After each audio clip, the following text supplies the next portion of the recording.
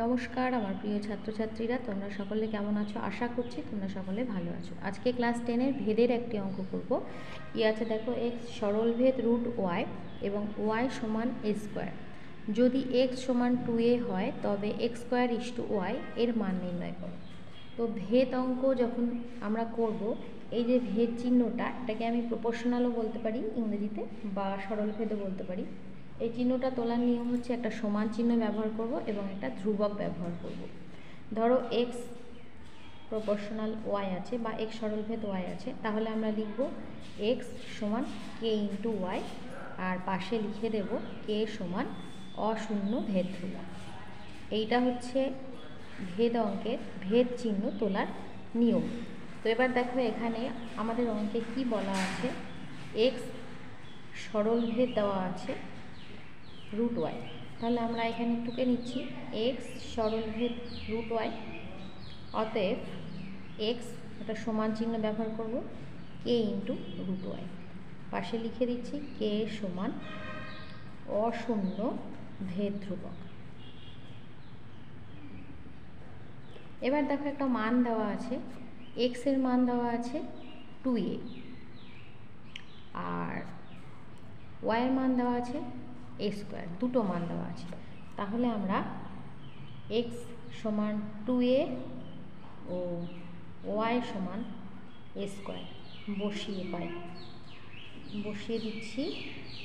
তাহলে এক্স এর মান 2a সমান কে ইন্টু রুট ওভার ওয়াই এর মান বসাচ্ছি এ স্কোয়ার, স্কোয়ারে বর্গমূল করে এ পাচ্ছি। তাহলে 2a সমান কে ইন্টু এ, দুপাশ থেকে দেখো এ কেটে গেল, অতএব 2 সমান কে বা কে সমান 2। তাহলে কে এর মানটা আমরা পেয়ে গেলাম 2। এবার এই যে সম্পর্কটা ছিল, এখানে কিন্তু আমরা কে এর মানটা বসিয়ে দেব। অতএব এক্স সমান 2 ইন্টু রুট ওয়াই। এবার যদি আমি দুদিকে স্কোয়ার করে দিই তাহলে কি হবে, তাহলে এক্স স্কোয়ার সমান 2 রুট ওয়াই তার স্কোয়ার। আমি পাশে লিখে দিলাম, উভয় দিকে বর্গ করে পাই।